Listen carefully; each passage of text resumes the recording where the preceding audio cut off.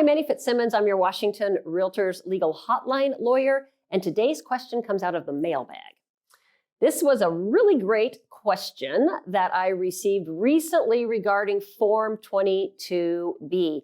And for a while, there were at least parts of our state where the Form 22B, the home sale contingency, was not used as much as it used to be. So people are relearning to use the home sale contingency with the changing market. And here was the question. I'm going to summarize it for you because it's a pretty complicated question.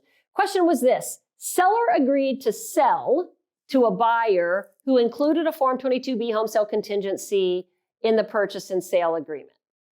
And hopefully you know that when a buyer includes a 22B in the transaction and it becomes a purchase agreement, the parties reach mutual acceptance, then buyer is going to go out and try to find a buyer for buyer's home. Well, this buyer did that. And the buyer for buyer's home was also a home sale contingency buyer, another Form 22B buyer. And maybe your red flags go up and you go, oh, wait a second, that's a problem. Well, it's only a problem if the first seller doesn't consent to their buyer selling to their buyer's buyer, you also using a 22B. And in this case, the first seller did consent. Okay, so now the first seller has sold to a 22B buyer and consented to that buyer selling to another 22B buyer. And then guess what happened? That 22B buyer got the consent of the seller in front of them to sell to another 22B buyer. And then it happened again. We have 4 buyers stacked up, all of whom have a Form 22B in their transaction with the consent of their seller.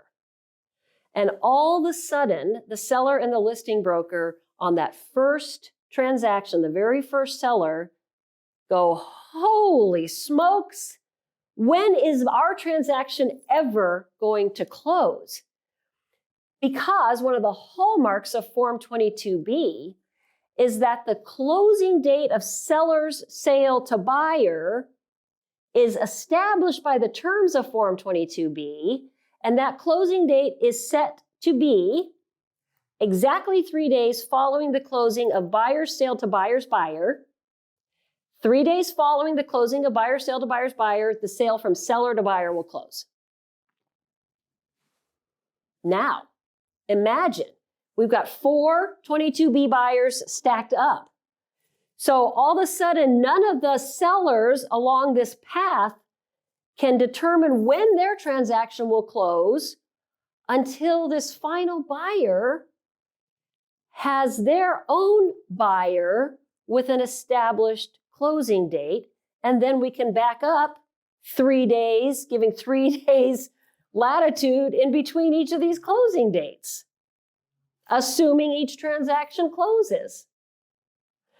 And the question that the first broker asked me is, didn't the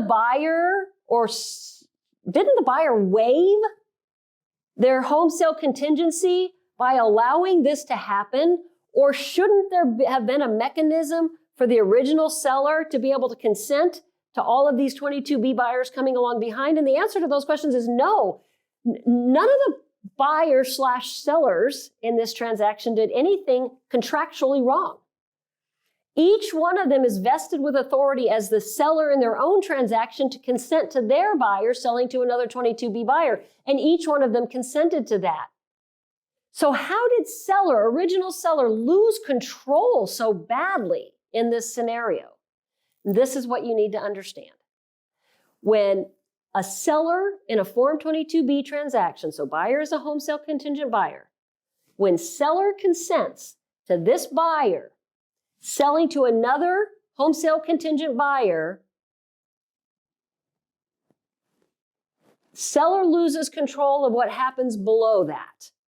So once that consent is given, you now have the ingredients for the scenario described in this question, where we have one seller and 4 more buyers, all as consented to home sale contingency transactions. And I'm not telling you that a seller shouldn't consent to their 22B buyer being a home sale, to selling to another home sale contingent buyer. I'm not telling you that at all, but I am telling you that you must explain to your seller the risk they take by consenting to that 22B transaction. First of all, the risk in selling to a 22B buyer, and then consenting to that 22B buyer selling to their own home sale contingent or 22B buyer.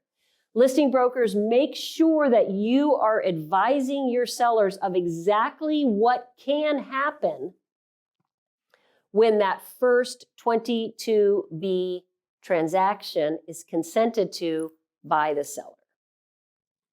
If you have questions on this topic or any other, log on to warealtor.org, follow the links to the hotline, and ask me a question. Thank you for being a Washington REALTORS member.